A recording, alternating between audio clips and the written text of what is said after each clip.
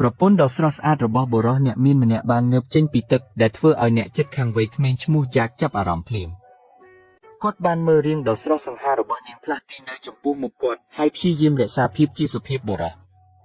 ប៉ុន្តែបន្ទាប់ពីនៅលីវអស់រយៈពេល20ឆ្នាំគាត់មិនអាចទប់ចិត្តមិនឲ្យងាកមើលរាងកាយដ៏អស្ចារ្យរបស់នាងតាមរយៈបន្ទះឈើបានទេ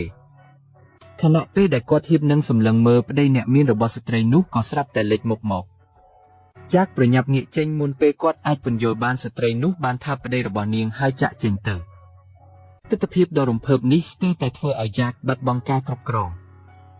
សេដ្ឋីរូបនេះគឺជាអ្នកចិត្តខាងថ្មីរបស់គាត់ហើយយ៉ាកត្រូវបានតាក់ទាញភ្លាមដោយភាពស្រស់ស្អាតរបស់ប្រពន្ធគាត់ដើម្បីភ្ជាប់ទំនាក់ទំនងជាមួយពួកគេដោយធម្មជាតិយ៉ាកបានទៅស្វាគមន៍ពួកគេភ្លាម